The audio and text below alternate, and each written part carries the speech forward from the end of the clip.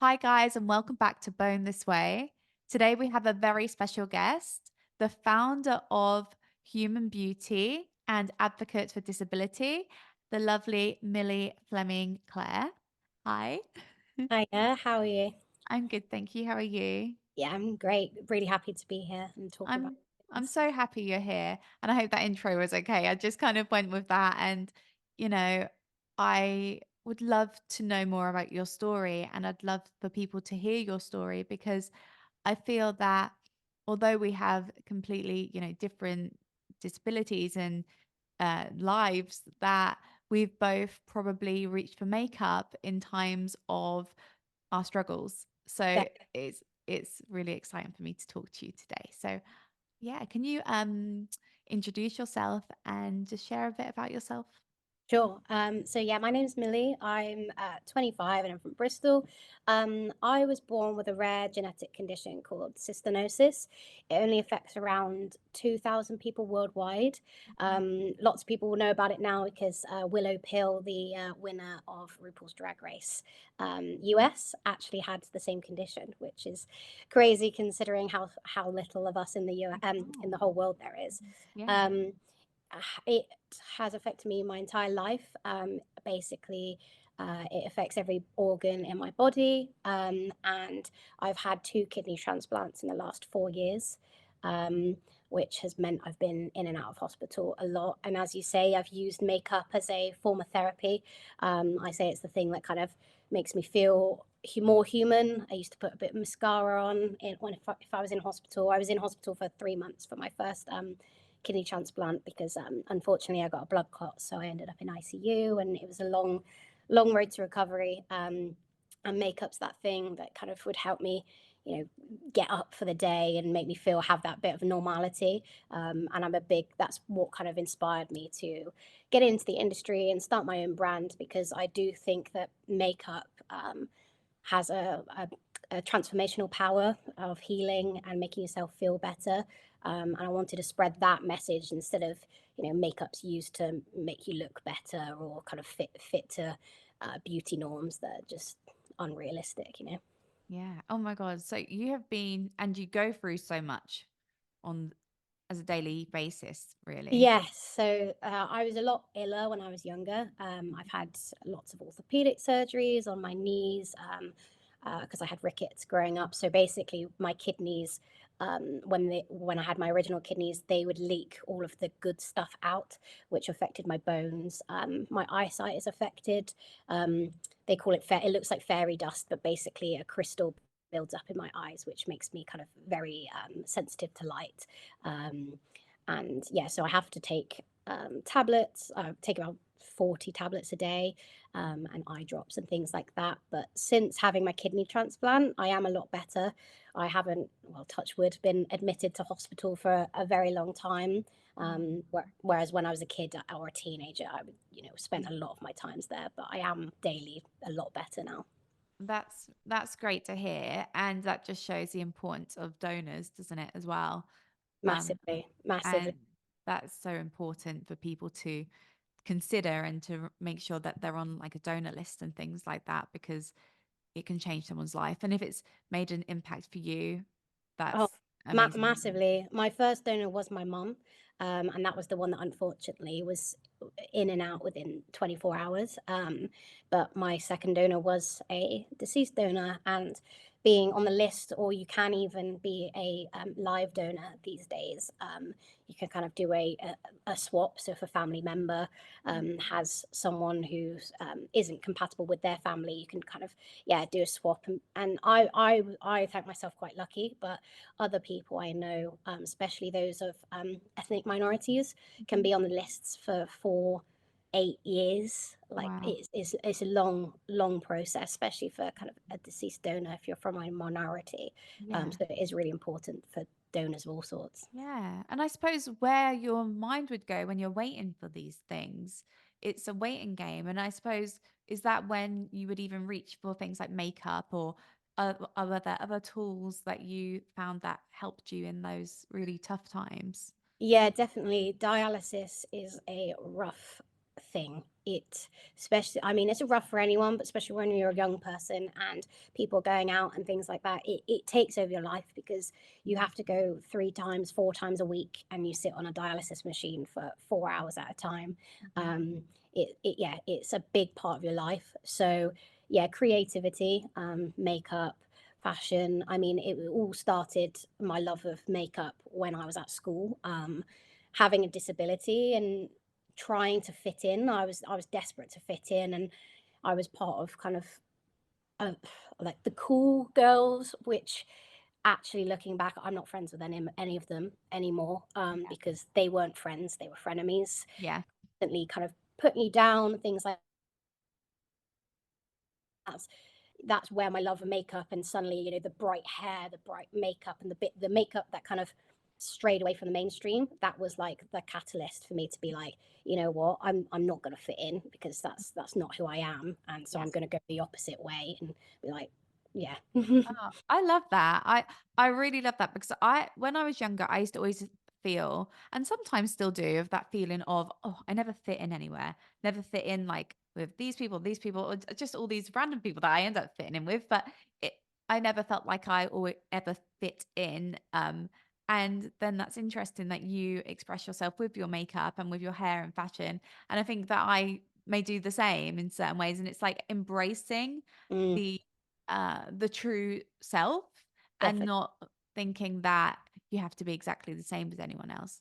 I Exactly. remember when I was younger, when I like first had my accident, and I would really reach for makeup because I wanted to still be seen as Jordan, not Jordan that was then now disabled in a wheelchair and paralyzed. Um, so do you relate to any of those? Does that like Yeah, that way?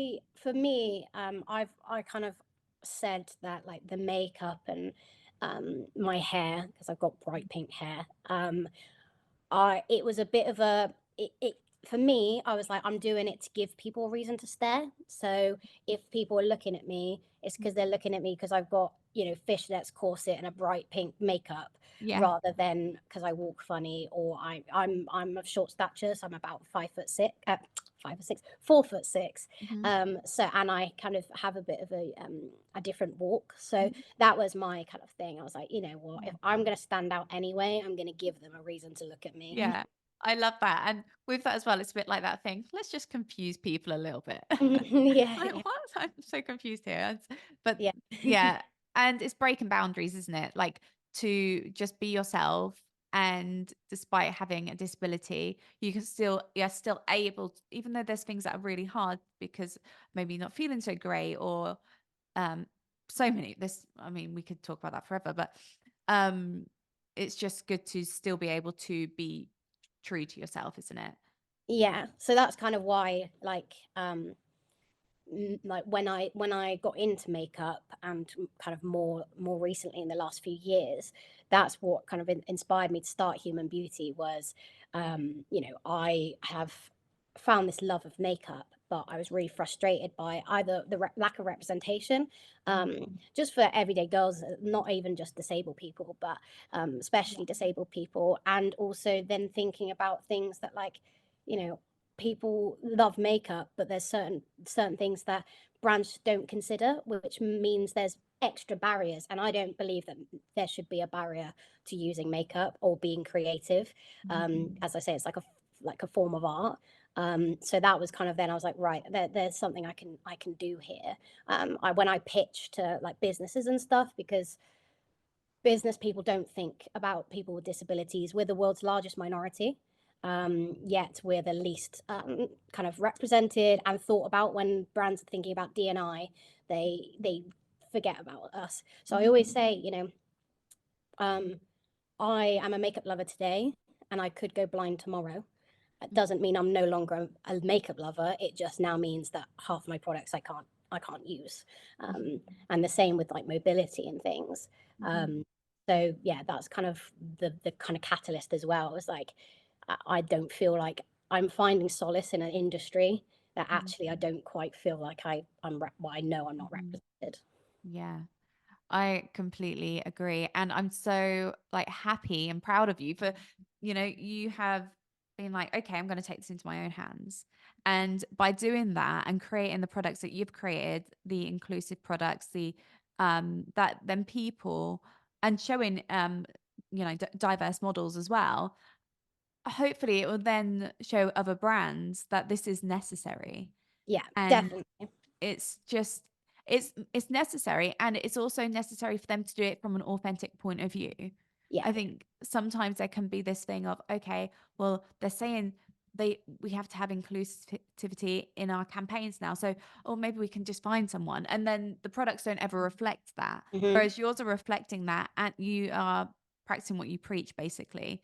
Yeah. And yeah, sorry. Yeah, so every time I talk about like accessibility, I say it has to be from a 360 point of view. You can't have a product that's accessible and your website's not accessible, or you can't have an accessible product um, that costs a fortune. Mhm. I wrote a bit of a blog post about a kind of accessible product that came out from a big brand. Um, and I won't mention their name, but the product was over $200 for one like application type thing, and 53% of disabled people are unemployed. Mhm. So that it's tokenistic inclusivity, whether it's having one white disabled woman in a campaign, or it not being actually accessible in terms of price. Mhm. And yeah, that's my kind of mission with not only with my brand, but I'm basically I've set up a consultancy so I can start making real change, and I want to bring brands along with me. um, and I've got lots of plans of basically making accessibility almost like a legal requirement, and a minimum standard for beauty products, because currently only 4% of beauty products are developed with people with disabilities in mind. It's just it's insane to me because I feel like if we look back in 50 years, Hmm. it will be that question of how was this allowed? Yeah. It's it's crazy, and that is so empowering that you're doing that. And so, where did you think, okay, I'm going to start this business? I'm going to start this. And it's not even just there's a purpose. It's not just a business, is it? It's a purpose too. I know everyone has a purpose, and Yeah. although everyone has a story, and, but there is a bigger picture here, which is beautiful. Um, so yeah, what was the catalyst that made you then go, okay, yeah, I'm going to make my own brand? Yeah. So yeah, as you say, there's a much bigger picture than just human beauty. Um, like, I mean, running a business is hard, and I, keep telling myself sales will come, and that is what's going to keep. Ultimately, the money is what will be able to keep me doing what I'm doing. But I want to bring the industry along with me, and that's like the bigger purpose, and have people feel heard and seen. Um, I mean, the catalyst, because most people will be like, how do you even start your own makeup brand? Yeah. So I studied digital marketing at university, and during my placement year, I studied new product development for a relatively big beauty brand in London. So that's kind of where I learned the secrets of the trade, and actually, the kind of yeah, the secrets that Dior makes their same products in the same factory as Primark. It's most of it is branding, Mhm. and the fact that these brands have huge budgets, and Mhm. that was what the catalyst was, to see all these brands and how much money they're spending, and then to realize that they could be doing way more. It's a case of they just don't want to.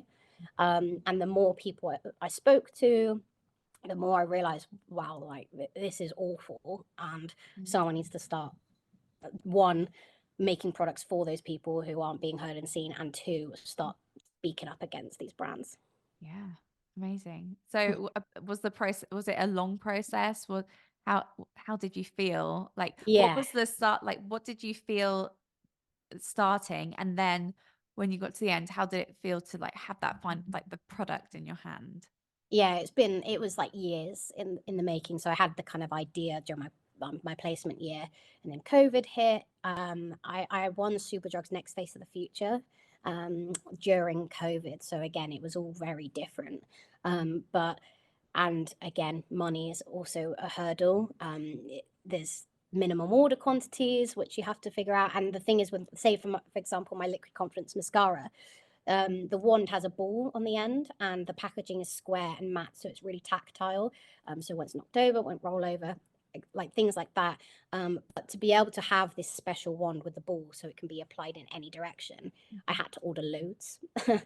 So it was, I basically had put it off for quite a long time, and then I was like, you know what, I just need to do it. So I put my life savings into it, basically.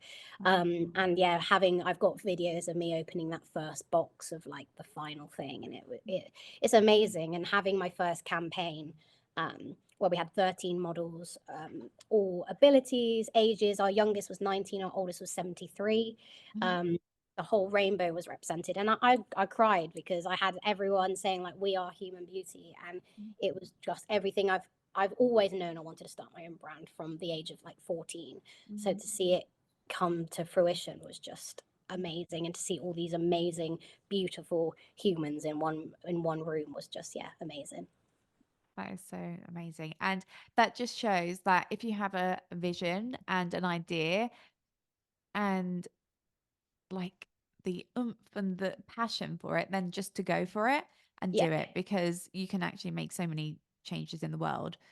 And it's even making one person think, isn't it? Like, oh, okay, I can, one, even if one brand and then another brand and then another brand, it's kind of Hmm. like a domino effect. But that is so incredible. And I hope I'm sure you're very proud of yourself for doing that.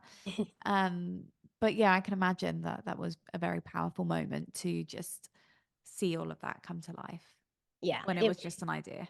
it was really, really, really cool to see. Yeah. And you must really believe in yourself as well, because you invested. You invested in yourself, you invested in the brand, the mascara, like that was the product then, right? Yeah, yeah. So, yeah. So what do you feel is your next step? I have some really exciting things planned this year. New product launches. As I said, I'm going to start consulting. The thing is with the beauty industry, it's so copycat. And as you said about tokenistic inclusivity, I can already see people copying. So, for example, my makeup therapy palette has a QR code on the back for people visually impaired and blind, but also if you're colorblind, all sorts of Hmm. um, benefits. And I chose a QR code because only 1 in 10 blind people read Braille. Okay. Um, but I'm the only person doing it right now, and I Mhm. don't know why. It leads to an audio description of the palette Okay. and what it looks like. And I know brands like L'Oreal, Mhm. and other brands are going to copy. Mhm. I just think they need to do it in a authentic way where they work with disabled models, disabled influencers, and consultants, so they're doing it right. Yeah. Because you can tell when brands do things without consulting Mhm. disabled people. Yeah. Um, I guess and sorry, go on. no, I was going to say, I guess that even goes back to when you were saying about that expensive product that was out not so long ago. And it's just a money making thing then. So if they're doing things from a genuine point of view and then consulting someone that's such as yourself, then yeah, it's actually legit and it's actually following some guidelines. There should be some guidelines here. Exactly. Yeah. So beyond human beauty, and we like our products, we're hopefully going to have a very exciting licensed product with yeah.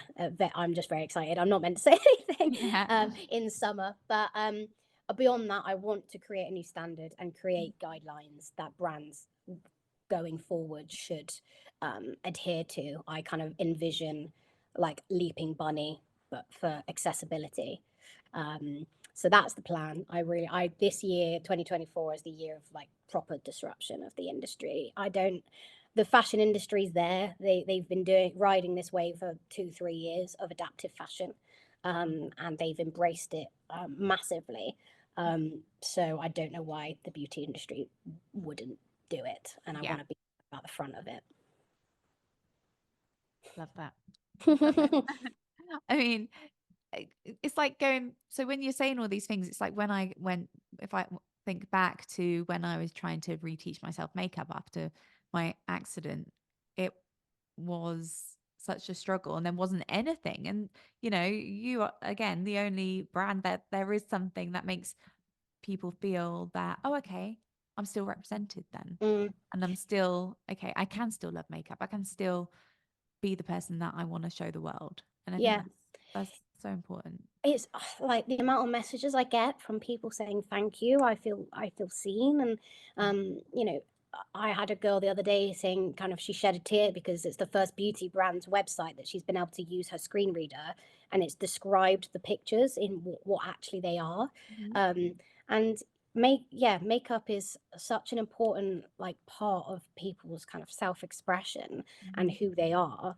I saw a TikTok the other day of a lady. She was kind of in her 60s and she had Parkinson's and Mhm. she could no longer apply makeup. And her husband hired a makeup artist to teach him to do makeup. And I was like, that. And she said, "Oh, I'm back. This is Yeah. me." And you could see it Yes. glowing. And Oh, yeah, that yeah. beyond anything is like Mhm. what keeps me going is having Yeah. people feel heard and seen. Yeah. I think people see makeup as like some sort of mask. If they're not maybe into makeup or they're looking from the outside, it's like some people may see it as some sort of mask or some sort of insecurity, but I think what it Mm, is just enhancing everything. And if it does give you like a cape of confidence, and I think you should just wear it and do mm, what makes you feel good, because I know how I feel when I've got my makeup on. I feel like, okay, I feel like I'm more productive because I feel yeah, like I'm going to get on with my day and do things. And two, I just feel more in my power of being me. yeah. And it's just a sense of who you are. If you don't like wearing makeup, then that's great too. It's like being yourself, I think, is the Exactly. I important. think the bad part, like, is when people say, "Oh, who you're trying to impress," or like Mhm. things like that, or Yeah. you like commenting on people when they don't have makeup on, like, "Oh, you don't look well," and Yeah. stuff Yeah. like that. Yeah. That's when it's not good. But if you don't like Yeah. makeup, then and you feel confident without it, that's Yeah. also Yeah. great. That's how you express yourself. Yeah. But like, yeah, our lip oil is called "You've Got This" because it's my like one product, my liquid confidence, my "You've Got This" lip oil Mhm. without I don't have to do crazy makeup every day, but Mhm. if I just have that, I'm like, right, I can take on the day today. Yeah. Also, how great that reapplying that you're going to be like doing an affirmation of Hmm. that every Yeah, time. So that's really great as exactly. well. I love that. Yeah. Oh, like this is amazing. So, what would you say to someone who just doesn't feel represented right now? Like, what would you, or is then maybe not doing anything that they want to do? Like, maybe they're just kind of sad right now with Yeah.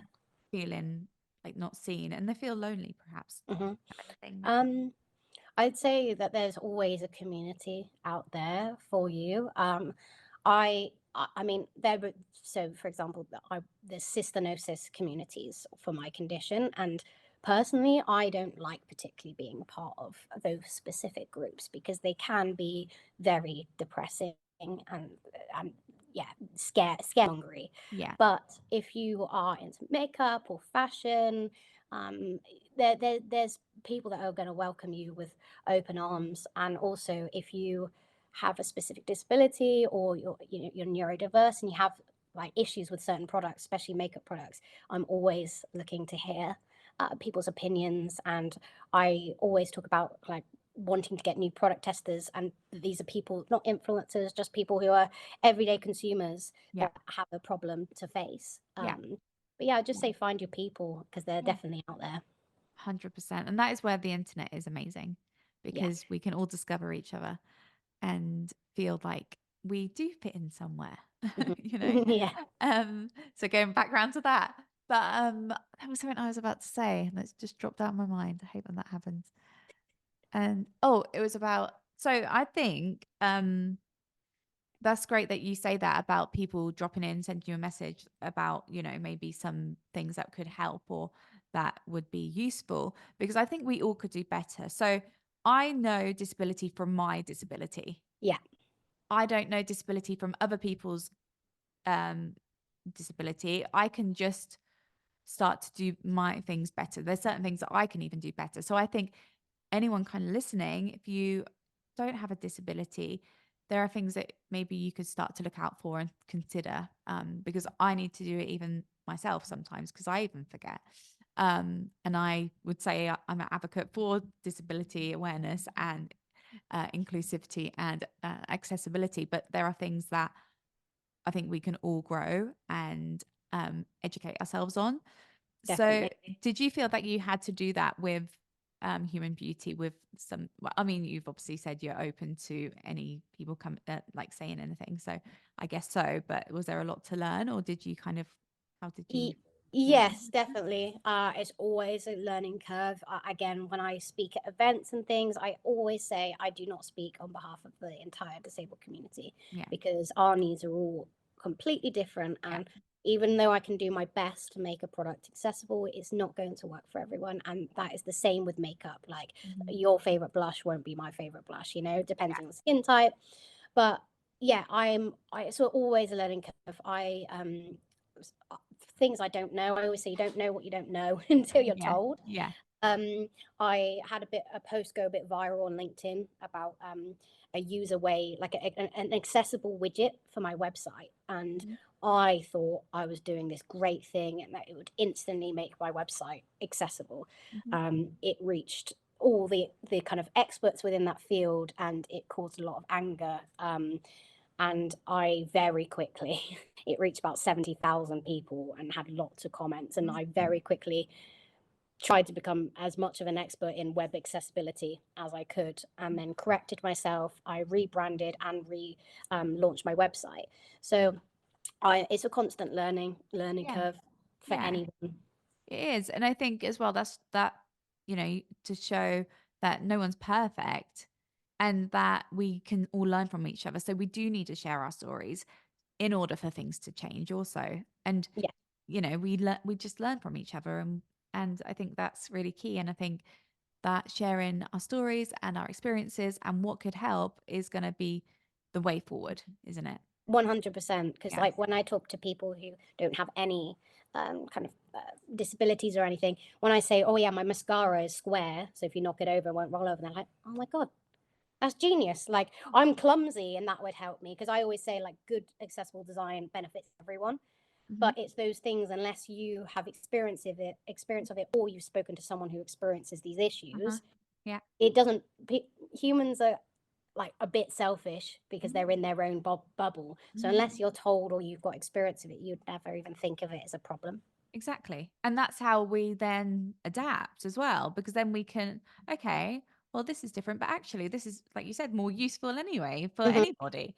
So that is really interesting. And yeah, so I'm excited to see where everything goes and see all the products. And what would you, where can people, find your makeup? Where can they find you? And Yeah. So we're just Human Beauty LDN on TikTok, Instagram, Facebook. Um, I post a lot of story times, and I'm trying to build community. I'm trying to make sure it's not like a brand shop, like in pushing products in your face. I want people to kind of connect through our pages, and all of our products can be found at www.humanbeauty.co.uk. Amazing. And so do you ship, is it in just the UK or do you ship UK globally? and US at the Oh, moment. amazing. Yeah. That's great. Oh, so awesome. Well, I'm just trying to think if is there anything else you'd like to share with us? Is there Um, anything coming up that is important to share? well, we're gonna be having a kind of exclusive Valentine's Day launch. So yeah, keep an eye out for that. It's gonna be really cute and fun. Oh, Um, but yeah, apart from that, no, I think we've covered so much. yeah. I'm sure we could talk for hours more on I this topic. know. Well, I always think that sometimes I could talk about this for a long time and keep going and I sometimes find that the shorter podcast is better for people to then absorb the information because I think when you're raising awareness as well, like sometimes if the yeah. podcast's so long and people then get distracted. So I Yeah. think that having it kind of like, okay, this is it. Mhm. And yeah, I think this is perfect. Definitely, as some I'm not diagnosed, but I'm going through a diagnosis of ADHD, and keeping my attention. Yeah. Yeah. Like, I definitely love. shorter form. Yeah. And especially when you're talking, I know we're making it light-hearted with makeup and it's a positive Mhm. thing, but when you talk about difficult topics like Mhm. disability representation and stuff, it can be a bit heavy. Yeah, Be talking about it kind of in a long form, like exactly. yeah. Yeah. We want to go away from this also feeling good, and I hope you feel good listening to this. And yeah, I hope you all have a great day. Thank you for listening, and thank you for coming on here, Millie. I've really, really loved it and appreciate it. And I can't wait to see your brand grow and grow and to see the changes that you make within that. So thank you so much for doing it and for, putting yourself out there and for representing us and for actually making those steps towards that, you know. Thank So you. really appreciate that. It's been a pleasure being on here, and yeah, I just love sharing my story. Because the more I share my story, the more people can relate and yeah, find their Yeah, people. absolutely. Well, thank you so much. Thank you. Thanks for listening.